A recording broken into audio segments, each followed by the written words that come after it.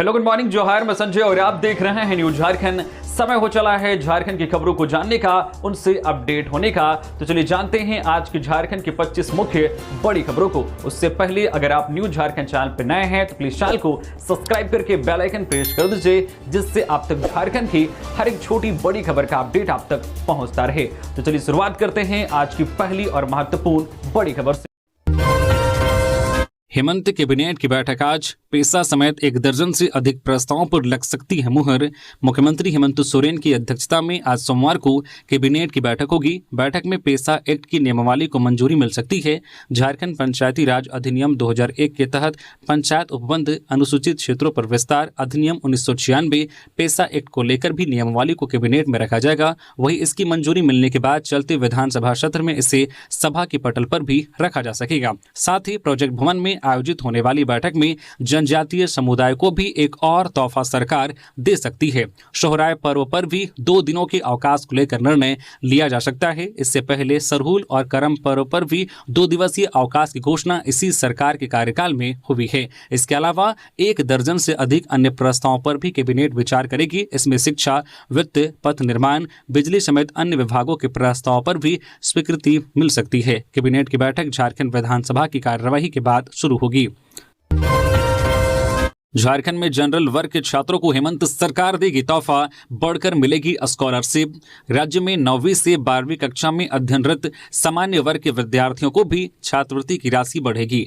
आज सोमवार को होने वाली कैबिनेट की बैठक में स्कूली शिक्षा एवं साक्षरता विभाग के इस प्रस्ताव पर स्वीकृति मिल सकती है। मुख्यमंत्री हेमंत सोरेन ने विभागीय मंत्री के रूप में पहले ही इस प्रस्ताव पर स्वीकृति प्रदान कर दी है। कैबिनेट को भेजे गए प्रस्ताव के अनुसार 9वीं और 10वीं कक्षा के विद्यार्थियों की मासिक छात्रवृत्ति 150 रुपए से बढ़ाकर 450 रुपए की जाएगी। इस तरह इन कक्षाओं के विद्यार्थियों की छात्रवृत्ति में 3 गुना वृद्धि होगी। इसी तरह 11वीं और 12वीं कक्षा के विद्यार्थियों की मासिक छात्रवृत्ति की राशि 230 रुपए से बढ़ाकर 500 रुपए की जाएगी। बढ़ने वाली राशि 2 गुना से अधिक है। छात्रवृत्ति में होने वाली इस वृद्धि का लाभ लगभग 58,000 विद्यार्थियों को मिलेगा। इस पर राज्य सरकार 27 करोड़ रुपए अधिक राशि का वहन करेगी।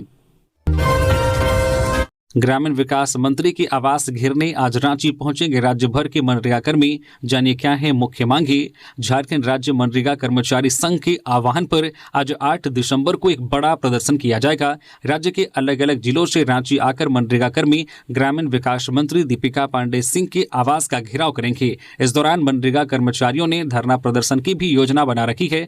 संघ के पूर्व प्रदेश अध्यक्ष जॉन पीटर बागे ने बताया कि सोमवार को मंत्री आवास घेराव कार्यक्रम में राज्य भर के बीपीओ, सहायक अभियंता, कनीय अभियंता, लेखा सहायक, कंप्यूटर सहायक और ग्राम रोजगार सेवक शामिल होंगे। झारखंड में लगभग 5,000 मनरेगा कर्मी 18 वर्षों से अपनी सेवा ग्रामीण विकास विभाग के तहत सुदूर क्षेत्रों की पंचायतों में देते आ रहे हैं। जॉन पीटर बागे ने बताया कि राज्य के मनरेगा कर्मचारियों को काम के बदले में मनरेगा मद के 4% प्रशासनिक मद से मनरेगा भुगतान किया जाता है। इसके अतिरिक्त किसी भी तरह का अतिरिक्त लाभ कर्मियों को नहीं दिया जाता है। यह दुर्भाग्यपूर्ण स्थिति है। उन्होंने कहा कि राज्य के मनरेगा कर्मी अपनी समस्याओं के समाधान के लिए कई बार हड़ताल, धरना प्रदर्शन और आंदोलन करते आ रहे हैं, लेकिन अब तक किसी भी सरकार के द्वारा मनरेगा कर्मियों के हितों के समाधान के लिए उचित पहल नहीं की गई है, जिससे राज्य भर के समस्त मनरेगा कर्मियों में काफी आक्रोश है। इनकी मुख्य मांगे में ग्रेड पे, सामाजिक सुरक्षा, स्वास्थ्य बीमा योजना का लाभ, सेवा सुरक्षा नीति बनाई जाए, साथ ही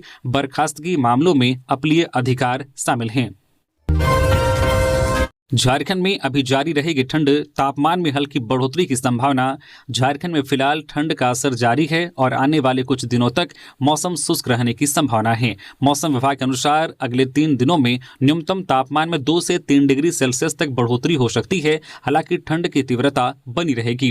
राजधानी रांची समेत राज्य के अधिकांश जिलों में सुबह और शाम की ठंड पहले की तरह कड़क बनी रहेगी। तापमान में हल्की बढ़ोतरी के बावजूद लोगों को अब भी कनकनी और ठंडी हवाओं का सामना करना पड़ेगा। राज्य के पश्चिमी जिलों पलामू, गढ़वा, चतरा और लातेहार में पिछले 1 सप्ताह से शीतलहर का प्रभाव बना हुआ है। वहीं मध्यमवर्ती जिले गुमला, सिमडेगा और लोहरदगा में भी ठंड सामान्य से अधिक महसूस की जा रही है। बीते 24 घंटों के दौरान राज्य में सबसे अधिक तापमान चाईबासा में 28 डिग्री सेल्सियस और सबसे कम तापमान गुमला में 3.5 डिग्री सेल्सियस दर्ज किया गया है। रविवार को रांची में सुबह आसमान साफ रहा, लेकिन दोपहर बाद हल्के बादल छाए रहे। दिन भर तापमान में गिरावट महसूस की गई और शाम होते ही ठंड और तेज हो गई।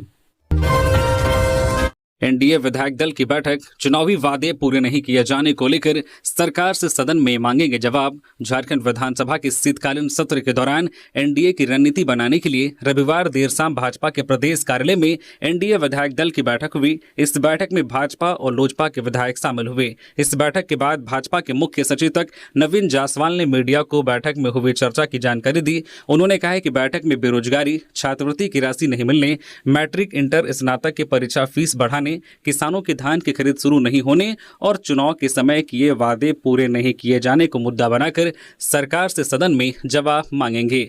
विधायक नवीन जायसवाल ने कहा है कि महागठबंधन की सरकार ने चुनाव के समय जो वादे किए थे उसमें से एक भी पूरा नहीं हुआ है और सरकार दिवालिया होने की कगार पर पहुंच गई है। सभी विभागों में काम ठप है। भाजपा के मुख्य सचेतक ने उम्मीद जताई है कि भाजपा और एनडीए की ओर से उठाए गए जन सरोकार के सवालों का सरकार सकारात्मक उत्तर देगी। हजारीबाग पुलिस की बड़ी कार्रवाई, टीएसपीसी के 4 अपराधी देसी कारबाइन हथियार के साथ गिरफ्तार। हजारीबाग के केरेडारी इलाके में पुलिस ने बड़ी सफलता पाई है। पुलिस ने बुंडू जंगल के पास बड़ी वारदात को अंजाम देने की फिराक में जुटे 4 कुख्यात अपराधियों को गिरफ्तार किया है। इनके पास से एक कार्बाइन, मशीन गन, 3 पिस्टल और भारी मात्रा में जिंदा कारतूस बरामद किए गए हैं। मिली जानकारी के अनुसार पुलिस को गुप्त सूचना मिली थी कि कुछ अपराधी लोग बुंडू जंगल के पास हथियार लेकर किसी बड़ी वारदात की तैयारी में जुटे हैं। सूचना मिलते ही एसडीपीओ बड़का गांव की अगुवाई में पुलिस टीम बनाई गई। शाम करीब 7:30 बजे पुलिस टीम बुंडू गांव पहुंची और बुंडू से कोले जाने वाली सड़क पर छापेमारी शुरू की। पुलिस को देखते ही कुछ लोग भागने लगे, लेकिन पुलिस ने 4 अपराधियों अर्जुन करमाली, समीर कुमार, राहुल कुमार और निखिल विश्वकर्मा को पकड़ लिया। इनके पास से कार्बाइन, मशीन गन, 3 पिस्टल, जिंदा गोली, मोबाइल और अन्य सामान बरामद हुआ। पूछताछ में आरोपी अर्जुन करमाली ने कबूल किया है कि वह आलोक गिरोह में काम करता था और राहुल तूरी के मारे जाने के बाद गिरोह को खुद चलाता था। उसने अपने गांव में 23 नवंबर को रूपलाल करमाली की गोली मारकर हत्या करने की भी बात बताई है। पुलिस का कहना है कि ये लोग एनटीपीसी कोयला परियोजना में लेबी ना मिलने से नाराज थे और किसी घटना को अंजाम देने के लिए एकत्रित हुए थे। अर्जुन करमाली पर कई गंभीर मामले पहले से दर्ज हैं। वह एक बड़ा अपराधी माना जाता है। गिरिडीह के बेंगाबाद में भीषण सड़क हादसा, 1 की मौत, 2 गंभीर रूप से घायल। गिरिडीह जिले के बेंगाबाद थाना क्षेत्र के बनहती में रविवार शाम एक दर्दनाक सड़क हादसा हुआ, जिसमें 1 युवक की मौत हो गई जबकि 2 अन्य गंभीर रूप से घायल हो गए। जानकारी के अनुसार तीनों युवक एक ही बाइक पर सवार होकर गिरिडीह से अपने घर बारसोली लौट रहे थे। इसी दौरान बनहती के पास सामने से आ रही एक तेज रफ्तार कार ने उनकी बाइक को जोरदार टक्कर मार दी। टक्कर इतनी तेज थी कि तीनों युवक सड़क पर गिर पड़े। हादसे के तुरंत बाद कार चालक वाहन सहित फरार हो गया। स्थानीय लोग मौके पर जुटे और तुरंत तीनों घायलों को उठाकर गिरिडीह सदर अस्पताल पहुंचाया, जहां डॉक्टरों ने 17 वर्षीय कुंदन तुरी को मृत घोषित कर दिया। हादसे में घायल सागर कुमार 16 वर्षीय, पिता मंटू तुरी और सुमित तुरी 15 वर्षीय का इलाज अस्पताल में चल रहा है। तीनों युवक बेंगाबाद थाना क्षेत्र के ही रहने वाले बताए जा रहे हैं। हादसे के बाद क्षेत्र में शोक का माहौल है। पुलिस मामले की जांच में जुट गई है और फरार कार चालक की तलाश जारी है। ओलचिकी शताब्दी वर्ष, जमशेदपुर में राष्ट्रपति द्रौपदी मुर्मू का आगमन। 29 दिसंबर को समापन समारोह की तैयारियां तेज। ओलचिकी लिपि के 100 वर्ष पूरे होने के मौके पर जमशेदपुर में संथाली भाषा दिवस का भव्य आयोजन किया जा रहा है। इसके समापन समारोह में देश की राष्ट्रपति द्रौपदी मुर्मू मुख्य अतिथि के रूप में शामिल होंगी। यह जानकारी all India Santhali rights association के महासचिव रविंद्रनाथ मुर्मू ने दी है। उन्होंने बताया कि राष्ट्रपति कार्यक्रम में उपस्थित होकर प्रमुख संथाली साहित्यकारों को सम्मानित करेंगे। समापन समारोह 29 दिसंबर को परसोडी थाना क्षेत्र के करंडी स्थित जाहिर थान परिसर भवन में आयोजित होगा। आयोजन की तैयारियां शुरू हो चुकी है और स्थानीय प्रशासन सुरक्षा व्यवस्था को लेकर विशेष योजना बना रहा है। 22 से 29 दिसंबर तक देश भर में संथाली भाषा दिवस का आयोजन होगा, जिसमें दिल्ली, पश्चिम बंगाल, ओडिशा, असम और झारखंड शामिल हैं। ओलचिकी लिपि के शताब्दी वर्ष को ध्यान में रखते हुए इस बार आयोजन और अधिक विस्तृत रखा गया है। जाहिर थान कमेटी और संथाली राइट्स एसोसिएशन मिलकर 22वां संथाली भाषा दिवस मना रहे हैं। जमशेदपुर के करंडी क्षेत्र में पहली बार राष्ट्रपति का आगमन होने जा रहा है। अधिकारियों के अनुसार 14 दिसंबर के बाद आयोजन स्थल के विशेष टीम द्वारा निरीक्षण प्रारंभ होगा। सुरक्षा, आवागमन और कार्यक्रम व्यवस्था को लेकर प्रशासन ने कई स्तरों पर योजनाएं तैयार की है। गोवा क्लब हादसा में झारखंड के 3 युवकों की दर्दनाक मौत, सीएम हेमंत सोरेन ने जताया दुख। गोवा के अरपुरा स्थित एक रेस्टोरेंट कम क्लब में शनिवार रविवार की देर रात लगी भीषण आग में 25 लोगों की जान चली गई। मृतकों में झारखंड के 3 युवक भी शामिल हैं। इनमें रांची जिले के लापुंग प्रखंड के फतेहपुर निवासी प्रदीप महतो 24 वर्षीय, उनके भाई विनोद महतो 22 वर्षीय के साथ साथ खूंटी जिले के कर्रा प्रखंड के गोविंदपुर निवासी मोहित मंडा 22 वर्षीय शामिल हैं। तीनों कुछ माह पहले ही कुक का काम करने गोवा गए थे। परिवारों में इस घटना के बाद कोहराम मचा हुआ है। मृतक प्रदीप और विनोद के रिश्तेदार नारायण माथुर ने बताया कि दोनों भाई रेस्टोरेंट के किचन में काम करते थे और कुछ महीने पहले ही घर से बाहर निकले थे। उन्होंने कहा कि हादसे में उनके गांव के एक पड़ोसी की भी जान गई है। आग लगने का कारण अभी साफ नहीं हो सका है। हालांकि स्थानीय लोगों का आरोप है कि क्लब में फायर सेफ्टी मानकों की अनदेखी की गई थी, जिससे इतनी बड़ी दुर्घटना हुई है। गोवा के मुख्यमंत्री ने घटना की उच्च स्तरीय जांच के आदेश दिए हैं। इधर झारखंड के मुख्यमंत्री हेमंत सोरेन ने भी इस दर्दनाक हादसे पर गहरा दुख व्यक्त किया है। उन्होंने सोशल मीडिया पर लिखा है कि गोवा अग्निकांड में झारखंड के 3 युवकों की मौत बेहद पीड़ादायक है और इस वर्ष से दिवंगत आत्माओं की शांति के लिए प्रार्थना की है। उन्होंने शोक संतप्त परिवारों को हर संभव सहायता का भरोसा दिया है। गोवा हादसे के बाद सतर्क मोड में झारखंड सरकार, सभी जिलों को दिया फायर सेफ्टी जांच के निर्देश।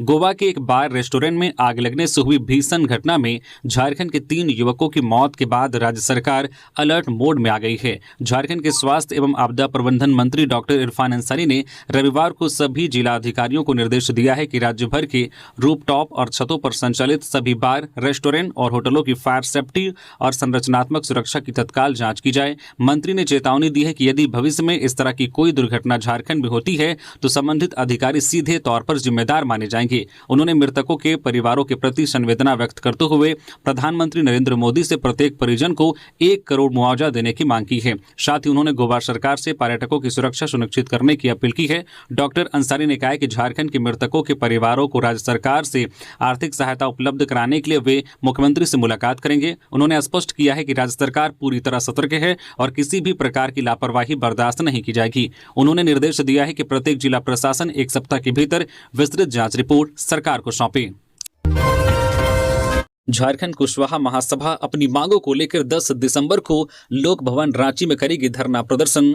झारखंड कुशवाहा महासभा के तत्वाधान में 10 दिसंबर को रांची स्थित लोक भवन यानी कि राजभवन के समक्ष दिन के 11 बजे धरना प्रदर्शन आयोजित किया जाएगा। इस बाबत कार्यक्रम की तैयारी को लेकर झारखंड कुशवाहा महासभा की बैठक रविवार को हजारीबाग परिसदन भवन में आयोजित हुई। इस मौके पर महासभा के मुख्य संरक्षक सह पूर्व सांसद भुवनेश्वर प्रसाद मेहता ने कहा है कि पिछड़ा वर्ग को 27% आरक्षण लागू करने, कृषि को उद्योग का दर्जा देने, भूमि अधिग्रहण अधिनियम 2013 को प्रभावी करने, पूर्व मुख्यमंत्री रघुवर दास द्वारा 21 लाख हेक्टेयर गैर मजरूआ भूमि को भूमि बैंक में शामिल करने के फैसले को रद्द कराने सहित विभिन्न महत्वपूर्ण मुद्दों को लेकर धरना प्रदर्शन किया जा रहा है। उन्होंने बताया कि केवल हजारीबाग जिले से ही लगभग 2000 लोग रांची पहुंचेंगे, वहीं पूरे झारखंड के सभी जिलों से हजारों की संख्या में लोग इस धरना में शामिल होंगे। संगठन सचिव बटेश्वर प्रसाद मेहता ने कहा है कि ओबीसी को पूर्ण 27% आरक्षण सुनिश्चित कराने की मांग को लेकर यह आंदोलन किया जा रहा है। खूंटी के मुरहू मुख्य चौक स्थित छठघाट के पास भीषण सड़क हादसा, सरकारी जीप चालक की मौत। खूंटी के मुरहू मुख्य चौक स्थित छठघाट के पास रविवार शाम करीब 5 बजे एक भीषण सड़क हादसा हुआ, जिसमें मुरहू पुलिस की जीप और ब्रिजफोर्ड स्कूल नामकुम की बस आमने सामने टकरा गई। हादसे में मुरहू थाने के सरकारी जीप चालक हनकू उरांव गंभीर रूप से घायल हो गए थे, जिनकी इलाज के दौरान खूंटी सदर अस्पताल में देर शाम मौत हो गई। देवघर एम्स के पास मिला अज्ञात व्यक्ति का अधजला शव, जांच में जुटी पुलिस।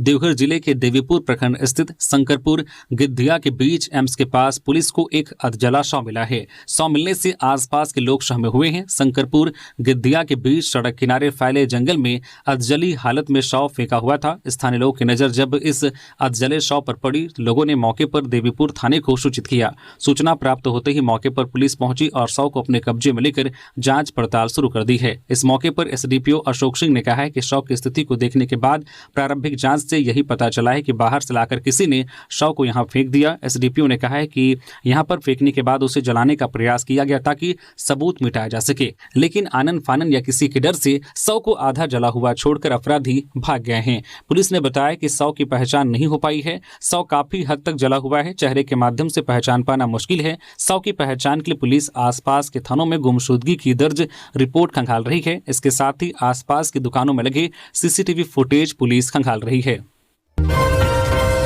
गोवा क्लब हादसा, मंत्री शिल्पी नेहा त्रिकी ने जताई गहरी संवेदना। मृतकों के शव आज सोमवार सुबह पहुंचेंगे रांची। गोवा के नाइट क्लब में गैस सिलेंडर फटने से हुई दर्दनाक मौतों ने पूरे देश को हिलाकर रख दिया है। इस हादसे पर झारखंड के कृषि, पशुपालन एवं सहकारिता मंत्री शिल्पी नेहा त्रिकी ने गहरी संवेदना व्यक्त की है। अब तक मिली जानकारी के अनुसार इस घटना में रांची जिले के लापुंग प्रखंड फतेहपुर गाँव के 2 सगे भाई प्रदीप महतो और विनोद महतो की मौत की पुष्टि हुई है। इसके अलावा खूंटी जिला कर्रा प्रखंड के गोविंदपुर निवासी जो है मोहित मुंडा भी मृतकों में शामिल हैं। घटना की खबर मिलते ही मंत्री शिल्पी नेहा त्रिकी ने मृतकों के परिजनों से बात की और शव को जल्द से जल्द झारखंड लाने की प्रक्रिया शुरू कराई।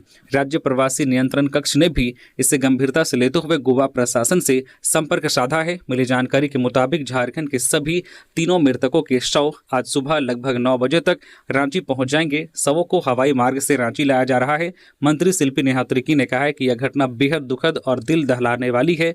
मैंने परिजनों से बात कर उन्हें हर संभव सहयोग का भरोसा दिया है। जमशेदपुर में अमानवीय घटना का वीडियो वायरल, बाइक से बांधकर कुत्ते को घसीटा। जमशेदपुर के गोलमुरी थाना क्षेत्र से एक निर्मम और दिल दहला देने वाला वीडियो सामने आया है, जिसमें 2 युवक अपनी बाइक के पीछे एक कुत्ते को बांधकर सड़क पर घसीटते हुए दिखाई दे रहे हैं। यह वीडियो फेसबुक पर तेजी से वायरल हो रहा है, जिसके बाद स्थानीय लोगों में भारी आक्रोश देखा जा रहा है। वीडियो के वायरल होते ही गोलमुरी थाना पुलिस हरकत में आई और आरोपित युवकों की पहचान कर कार्रवाई शुरू कर दी है।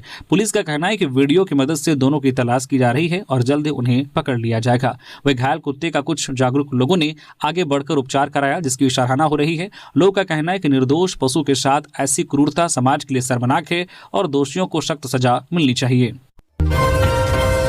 गुमला में बेटे ने बुजुर्ग पिता की लाठी से पीट पीट कर ली जान। गुमला जिले के पालकोट थाना क्षेत्र के टिंगरिया खिजुर टोली गांव में एक दर्दनाक हादसा हुआ है, जहां बेटे ने अपनी 70 वर्षीय पिता की लाठी से पीट पीट कर हत्या कर दी। मृतक की पहचान कृष्णा महली के रूप में हुई है। आरोपी बेटे का नाम मारवाड़ी महली है। ग्रामीणों का कहना है कि बाप बेटे में पहले भी लड़ाई होती रही है। इस बार सरकारी राशन के वितरण को लेकर दोनों में विवाद हुआ।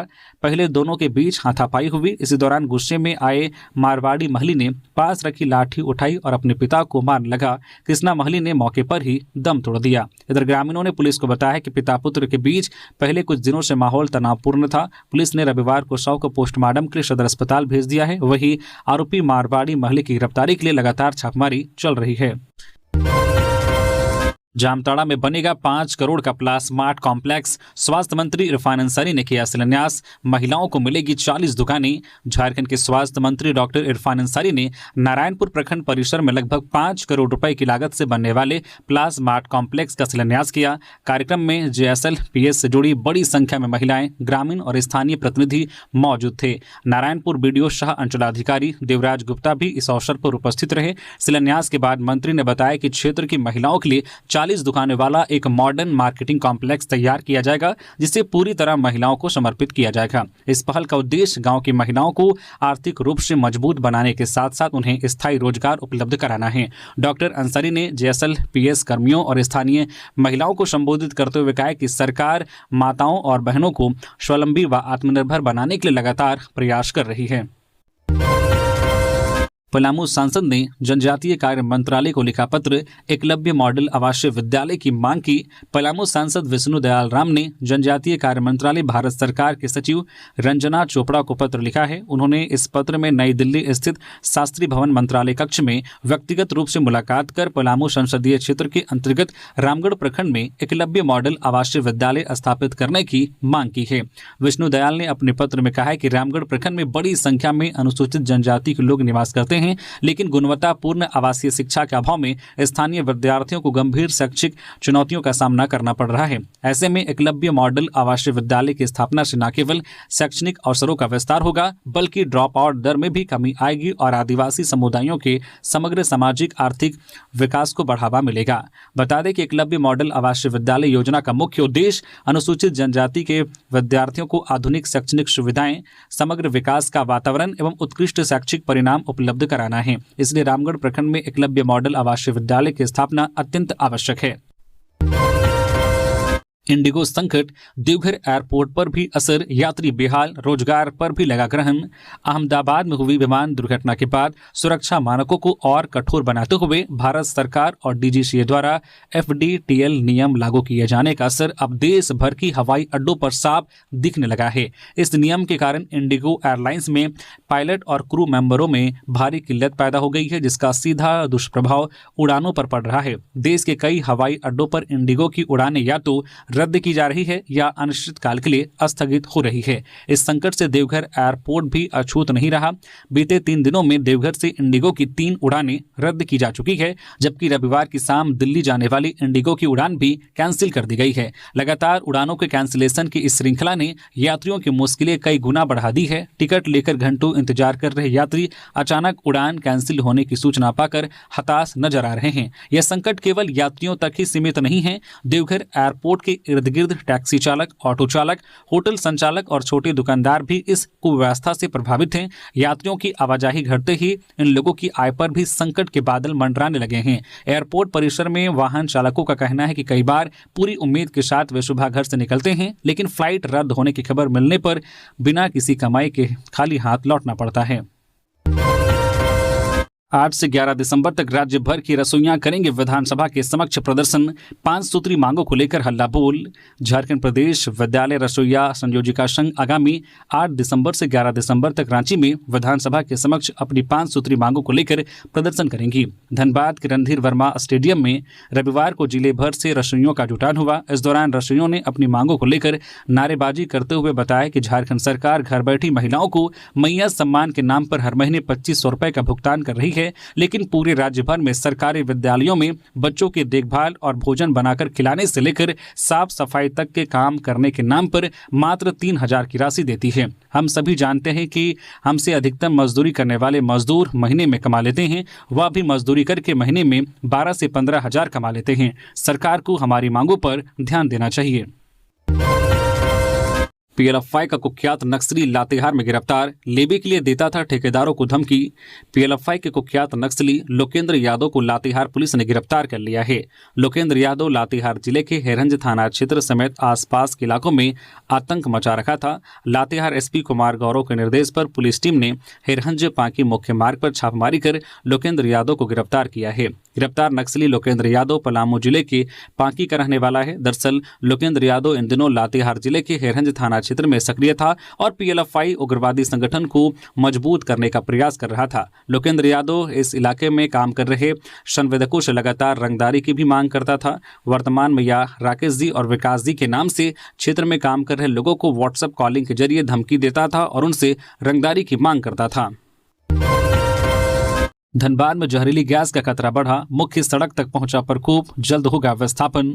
धनबाद के केंदुआडी में जहरीली गैस का कहर थमने का नाम नहीं ले रहा है। चौथे दिन रविवार को भी लगातार गैस रिसाव जारी रहा और हालात धीरे धीरे गंभीर होते जा रहे हैं। अब स्थिति इतनी बिगड़ चुकी है कि धनबाद रांची मुख्य सड़क तक खतरे की जद में आ गई है। प्रशासन और कोल इंडिया के शीर्ष अधिकारियों ने मौके पर पहुंचकर स्थिति का जायजा लिया। विशेषज्ञों का कहना है कि गैस का प्रभाव आने वाले समय में और बढ़ सकता है, इसलिए इस क्षेत्र में रहना अब सुरक्षित नहीं है। गैस रिसाव की वजह से अब तक 2 महिलाओं की मौत हो चुकी है, जबकि 50 से अधिक लोग बीमार हैं। अनुमान है कि इस घटना से करीब 10,000 लोग प्रभावित हो चुके हैं। कई लोगों में सांस लेने में कठिनाई, आंखों में जलन और बेहोशी जैसे लक्षण देखे जा रहे हैं। धनबाद पहुंचे कोल इंडिया के तकनीकी निदेशक अच्युत घटक ने प्रभावित इलाके का निरीक्षण किया और BCCL अधिकारियों के साथ समीक्षा बैठक की। उन्होंने साफ कहा है कि यह स्थिति समय के साथ और गंभीर हो सकती है। इस इलाके में रहना सुरक्षित नहीं है, समाधान केवल विस्थापन है। इधर धनबाद उपायुक्त आदित्य रंजन ने कहा कि गैस का प्रसार लगातार बढ़ रहा है और अब मुख्य सड़क भी प्रभावित हो सकती है। उन्होंने बताया है कि प्रशासन जल्द ही विस्थापन के लिए कैंप लगाएगा। लोगों की मांगे और चिंताएं समझकर स्वेच्छा से उन्हें सुरक्षित स्थानों पर भेजने की तैयारी की जा रही है। प्रभावित क्षेत्र में मेडिकल टीम, पुलिस और प्रशासन तैनात है। फिलहाल राहत और निगरानी कार्य जारी है और लोगों से घरों में रुकने और सावधानी बरतने की अपील की गई है। चौराहे के आसपास गाड़ी खड़ी की तो होगी कार्रवाई, शहर में स्पेशल बाइक दस्ते की तैनाती। राजधानी रांची में यातायात नियम तोड़ने वालों पर न सिर्फ सख्ती बरती जाएगी बल्कि उन पर जुर्माना भी लगाया जाएगा। लगातार सड़क पर ट्रैफिक नियमों का उल्लंघन करने वालों के खिलाफ कार्रवाई के लिए स्पेशल बाइक दस्ते की तैनाती भी शहर में की गई है। रांची के चौक चौराहों में दायां या फिर बायां मुड़कर अक्सर लोग अपने वाहन को खड़ा कर देते हैं, जिसकी वजह से अन्य वाहन चालकों को परेशानियों का सामना करना पड़ता है। ऐसे वाहन चालकों की धरपकड़ और कार्रवाई के लिए ट्रैफिक पुलिस की ओर से 5 बाइक दस्ता की तैनाती की जा रही है। सड़क किनारे खड़े वाहन चालकों को बाइक दस्ता पकड़ेगी और उनके वाहनों को जब्त करेगी, साथ ही उन पर जुर्माना भी लगाया जाएगा। रांची ट्रैफिक एसपी राकेश सिंह के अनुसार दायां बायां मुड़कर चालक अपनी वाहन सड़क किनारे खड़े कर देते हैं, जिसकी वजह से उस मार्ग में जाम की समस्या उत्पन्न हो जाती है। जाम से लोगों को खासा परेशानियों का सामना करना पड़ता है। जाम से निजात दिलाने के लिए ही ट्रैफिक पुलिस की ओर से बाइक दस्ता की तैनाती की जा रही है। तेज रफ्तार एम्बुलेंस ने ऑटो को मारी जोरदार टक्कर, 60 वर्षीय महिला की मौत, 6 लोग घायल। रांची के ओरमांझी सिक्कीदरी पथ पर रविवार को डोंबा नदी के समीप तेज रफ्तार एम्बुलेंस ने ऑटो को जोरदार टक्कर मार दी। इस हादसे में टेम्पो सवार एक 60 वर्षीय महिला की मौत हो गई। वह टेम्पो में सवार 6 लोगों को चोट लगी है, जिन्हें स्थानीय लोगों की मदद से मैदानता अस्पताल पहुंचाया गया है। मृतका सिक्कीदरी थाना क्षेत्र के सांडी की रहने वाली बताई जा रही है। इधर सड़क दुर्घटना के बाद यातायात बाधित हो गया, वहीं मृतक के परिजनों द्वारा रोड जाम कर दिया गया। धनबाद की गैस रिसाव क्षेत्र का मुआयना करने पहुंची एनडीआरएफ की टीम, कार्बन मोनोक्साइड की मात्रा 1680 पीपीए के पार। धनबाद के केंदवाड़ी में हो रही जहरीली गैस रिसाव की जांच करने रविवार को रांची से एनडीआरएफ की टीम मौके पर पहुंची है। जांच के दौरान एनडीआरएफ को केंदवाड़ी के नया धोड़ा में कार्बन मोनोक्साइड की मात्रा 1680 पीपीए मिला, जो देख टीम दंग रह गई। टीम केंदवाड़ी थाना में काम कर रही है। एनडीआरएफ की 32 टीम गैस रिसाव वाले क्षेत्र का मुआयना कर ड्रैगन मल्टी गैस डिटेक्टर से गैस की मात्रा का डाटा कलेक्ट कर रही है। वही सिम्फर, डीजीएमएस, सीएमपीडीआईएल और बीसीसीएल की रेस्क्यू टीम भी लगातार क्षेत्र में गैस रिसाव की जांच कर रही है। गैस रिसाव की जांच कर रही एनडीआरएफ की टीम को केंदवाड़ी के नया धोड़ा में डरा देने वाले नतीजे मिले हैं। एनडीआरएफ टीम का नेतृत्व कर रहे सहायक कमांडेंट विनय कुमार ने बताया कि क्षेत्र के अलग अलग हिस्सों में गैस की मात्रा जो है अलग अलग मिला है, लेकिन नया धोड़ा में सबसे अधिक 1680 पीपीए कार्बन मोनोक्साइड पाया गया है, जो डराने वाला है। उन्होंने बताया कि यह गैस इंसान के शरीर में सांस के साथ हीमोग्लोबिन में मिल जाती है, जिससे लंग्स को ऑक्सीजन नहीं मिल पाता और इंसान की मौत हो जाती है। झारखंड में नगर निकाय चुनाव पूरी गंभीरता से लड़ेगा राजद, संसदीय बोर्ड की बैठक में लिया गया निर्णय। रविवार को रांची स्थित प्रदेश राष्ट्रीय जनता दल के कार्यालय में राजद संसदीय बोर्ड की बैठक हुई। राजद पार्लियामेंट बोर्ड की अध्यक्ष सह विधायक दल के नेता सुरेश पासवान की अध्यक्षता में हुई बैठक में झारखंड सरकार में श्रम एवं उद्योग मंत्री संजय प्रसाद यादव, प्रदेश राजद अध्यक्ष सह विधायक जो है संजय कुमार सिंह यादव, विश्रामपुर से राजद विधायक नरेश सिंह, प्रवक्ता कैलाश यादव, महिला राजद की प्रदेश अध्यक्ष रश्मि प्रकाश, राजद पिछड़ा प्रकोष्ठ के अध्यक्ष सुनील साहू, गिरधारी गोप, मनोज पांडे सहित आदि जो है शामिल हुए। राज्य संसदीय बोर्ड की बैठक के दौरान सर्वसम्मति से यह निर्णय लिया गया है कि राज्य में आगामी नगर निकाय चुनाव को राजद पूरी मजबूती से लड़ेगा और जल्द इसकी तैयारी शुरू कर दी जाएगी। उन्होंने बताया कि निकाय चुनाव के लिए प्रमंडल और जिला स्तर पर प्रभारी नियुक्त किए जाएंगे, जो स्थानीय स्तर पर समन्वय बनाकर उम्मीदवार उतारने और उन्हें जिताने का काम करेंगे। उन्होंने बताया कि क्षेत्रवार सभी जिलों में मंत्री, विधायक और प्रदेश राजद के सभी पदाधिकारी क्षेत्र भ्रमण कर राजद समर्थित उम्मीदवारों को जिताने का काम भी करेंगे। कोडरमा में अवैध शराब लदा पिकअप पलटा, भारी मात्रा में बोतलें सड़क पर बिखरी, चालक हुआ फरार, पुलिस ने खेप की जब्त।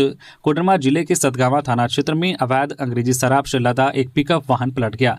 यह घटना रामडी के नोवाचक स्थित अपना लाइन होटल के पास हुई। हादसे का असर इतना तेज था कि वाहन बुरी तरह से क्षतिग्रस्त हो गया और उसमें भारी शराब की बड़ी खेप सड़क पर फैल गई। मौके पर मौजूद लोगों ने बताया कि जैसे ही वाहन पलटा, चालक बिना देर किए वहां से फरार हो गया। स्थानीय ग्रामीणों ने दुर्घटना की जानकारी तुरंत पुलिस को दी। घटनास्थल पर पहुंचे ग्रामीणों ने बताया कि पिकअप को खास तौर पर इस तरह से तैयार किया गया था कि उसमें छिपाकर शराब की बड़ी खेप ले जाई जा सके। वाहन के पीछे प्लाई का फ्रेम बनाकर करीब 130 पेटी शराब की बोतलें छिपाई गई थी, ताकि सामान्य जांच में इसकी भनक न लग सके। लेकिन जैसे ही वाहन पलटा, भारी मात्रा में बोतलें सड़क पर बिखर गई और तस्करी का पूरा राज खुल गया। ग्रामीणों ने बताया कि वाहन की रफ्तार ज्यादा थी, जिससे चालक ने नियंत्रण खो दिया। सड़क पर फैली शराब को देखने के लिए बड़ी संख्या में लोग जुट गए। कुछ देर बाद इलाके में जाम जैसी स्थिति बन गई। रोटरी क्लब ऑफ रांची ने राज्यपाल को डिस्ट्रिक्ट कॉन्फ्रेंस समागम के लिए किया आमंत्रित। झारखंड की राज्यपाल संतोष गंगवार से शनिवार को लोक भवन में रोटरी क्लब ऑफ रांची के एक प्रतिनिधि मंडल ने शिष्टाचार भेंट की। इस मुलाकात के क्रम में प्रतिनिधि मंडल ने राज्यपाल को आगामी डिस्ट्रिक्ट कॉन्फ्रेंस समागम में मुख्य अतिथि के रूप में आमंत्रित किया। राज्यपाल ने आमंत्रण स्वीकार करते हुए आश्वस्त किया है कि यदि वे उस समय रांची में उपस्थित रहेंगे तो वे कॉन्फ्रेंस में उद्घाटन सत्र में मुख्य अतिथि के रूप में अवश्य उपस्थित होंगे। उन्होंने रोटरी क्लब के सदस्यों को आगामी सम्मेलन की सफलता के लिए शुभकामनाएं भी दी है। यह कॉन्फ्रेंस 19 दिसंबर से 21 दिसंबर तक आयोजित की जा रही है। प्रतिनिधिमंडल में क्लब के अध्यक्ष अमित अग्रवाल, अनिल सिंह, रेखा सिंह, अजय, दीप वाधवा तथा रश्मि अग्रवाल शामिल थे। एचईसी संकट पर ट्रेड यूनियन एकजुट आंदोलन की तैयारी 10 दिसंबर को अहम बैठक। झारखंड की राजधानी रांची स्थित भारी इंजीनियरिंग कॉरपोरेशन एचईसी के भविष्य को लेकर बढ़ते आर्थिक संकट और अनिश्चितताओं के बीच विभिन्न मजदूर संगठनों ने रविवार को हटिया मजदूर यूनियन के नेतृत्व में धुरवा स्थित कार्यालय में संयुक्त बैठक की, जिसमें एचईसी को बंद होने से बचाने, ठेका श्रमिकों की बहाली और बकाया वेतन भुगतान सहित कई प्रमुख मुद्दों पर विस्तार से चर्चा की गई। बैठक में यह निर्णय लिया गया है कि आगामी 10 दिसंबर को शाम 5 बजे हटिया मजदूर यूनियन कार्यालय में सभी यूनियनों के अध्यक्ष और महामंत्री की एक महत्वपूर्ण रणनीतिक बैठक होगी। इसमें आंदोलन की अंतिम रूपरेखा तैयार की जाएगी। हटिया मजदूर यूनियन के भवन सिंह ने बताया कि एचईसी बंद होने की चर्चाओं से कर्मचारी मानसिक तनाव में हैं और भविष्य को लेकर चिंतित हैं। उन्होंने कहा कि मजदूरों की मांगों को अंतिम सूची तैयार कर सरकार और प्रबंधन के समक्ष प्रस्तुत की जाएगी। गोड्डा में सीएनजी ऑटो की टक्कर में 3 गंभीर, पिरोजपुर भगैया मार्ग पर हादसा, एक सदर अस्पताल रेफर। मौके पर पहुंची पुलिस। गोड्डा जिले के मेहरमा थाना क्षेत्र में जो पिरोजपुर भगैया मुख्य मार्ग पर रविवार को हुए सड़क हादसे ने पूरे क्षेत्र में सनसनी फैला दी। एसआरटी महाविद्यालय धमड़ी के पास 2 सीएनजी ऑटो की आमने सामने टक्कर हो गई, जिसमें 3 लोग गंभीर रूप से घायल हो गए। हादसा इतना जोरदार था कि एक ऑटो पलट गया, उसमें सवार लोग बुरी तरह से चोटिल हो गए। दुर्घटना के बाद स्थानीय लोगों की भीड़ जुट गई और राहत बचाव कार्य शुरू हुआ। घटना की सूचना मिलते ही मेहरमा थाना प्रभारी सौरव कुमार ठाकुर के निर्देश पर सहायक पुलिस अवर निरीक्षक सुधील टोप्पो जो दल बल के साथ मौके पर पहुंचे। पुलिस ने तुरंत घायलों को सामुदायिक स्वास्थ्य केंद्र मेहरमा भेजा, जहां उनका प्राथमिक उपचार शुरू किया गया। दुर्घटना के कारण कुछ देर के लिए मुख्य मार्ग पर जाम की स्थिति बन गई, जिससे पुलिस ने नियंत्रित किया। दुर्घटनाग्रस्त ऑटो में सवार मोहम्मद अंसार ने बताया कि वे 5 लोग सुखाड़ी से बाराहाट की ओर जा रहे थे। इस दौरान बाराहाट की तरफ से आ रही एक तेज रफ्तार सीएनजी ऑटो ने उनकी गाड़ी को जोरदार टक्कर मार दी। टक्कर इतनी जबरदस्त थी कि उनकी ऑटो सड़क पर पलट गई। स्थानीय लोगों ने भी बताया कि टक्कर मारने वाली ऑटो का चालक नशे में था और तेज गति से वाहन चला रहा था, जिसके कारण यह दुर्घटना हुई। रांची विश्वविद्यालय के स्नातक सेमेस्टर 6 के परीक्षा फॉर्म 10 दिसंबर से भरे जाएंगे। रांची विश्वविद्यालय में बीए, बीएससी, बीकॉम सेमेस्टर 6 स्नातक कार्यक्रम सत्र 2022-26 की नियमित सीबीसीएस बैकलॉग, वोकेशनल 2022-26 और add on CA advance diploma course परीक्षा 2025 ऑनलाइन मोड के लिए परीक्षा फॉर्म भरने की तिथि अधिसूचित कर दी गई है। विश्वविद्यालय की ओर से जारी अधिसूचना के अनुसार बिना विलंब शुल्क के परीक्षा फॉर्म भरने की तिथि 10 दिसंबर से 17 दिसंबर तक निर्धारित की गई है। वही विलंब शुल्क के साथ फॉर्म 18 दिसंबर से 22 दिसंबर 2025 तक भरे जा सकेंगे। विलंब शुल्क प्रति परीक्षार्थी 400 रुपये तय किया गया है। कोई भी व्यक्तिगत फॉर्म या शुल्क विश्वविद्यालय कार्यालय में स्वीकार नहीं किया जाएगा। सभी विद्यार्थियों को अपने परीक्षा फॉर्म ऑनलाइन मोड में विश्वविद्यालय की आधिकारिक वेबसाइट पर भरने होंगे। गिरिडीह में 2 बाइकों की टक्कर, 4 घायल, आमने सामने हुई गाड़ियों की भिड़ंत। बनपुरा चिचाकी मुख्य मार्ग पर हादसा। गिरिडीह जिले के बगोदर थाना क्षेत्र में बनपुरा चिचाकी मुख्य मार्ग पर आमने सामने 2 बाइकों की जोरदार टक्कर में 4 लोग घायल हो गए। घटना इतनी अचानक हुई कि किसी को संभलने का मौका तक नहीं मिला। टक्कर की तीव्रता का अंदाजा इस बात से लगाया जा सकता है कि दोनों मोटरसाइकिलें बुरी तरह से क्षतिग्रस्त हो गई। हादसे में पचम्बा निवासी संदीप कुमार, जो पल्सर बाइक पर सवार थे, गंभीर रूप से घायल हुए। दूसरी बाइक पर सवार कुसमरजा निवासी विक्रम पांडे और उसके साथ मौजूद 2 अन्य युवक भी इस घटना में घायल हो गए। हादसे के बाद आसपास के ग्रामीण मौके पर दौड़ पड़े और घायलों की मदद में जुट गए। लोगों ने सभी घायलों को सड़क किनारे सुरक्षित स्थान पर ले जाकर प्राथमिक उपचार दिया। ग्रामीणों ने बताया कि दोनों बाइकों की रफ्तार तेज थी, जिस कारण यह भीषण टक्कर हुई। तो ये थी आज की झारखंड की टॉप बड़ी खबरें। इसी तरह से झारखंड की हर एक छोटी बड़ी खबर देखने के लिए आप हमारे चैनल न्यूज झारखंड चैनल को सब्सक्राइब करके बेल आइकन प्रेस कर दीजिए, जिससे आप तक झारखंड की हर एक छोटी बड़ी खबर का अपडेट आप तक पहुंचता रहे। तो अभी के लिए बस इतना ही, हमें दीजिए इजाजत, फिर मिलते हैं किसी और खबरों के साथ। धन्यवाद।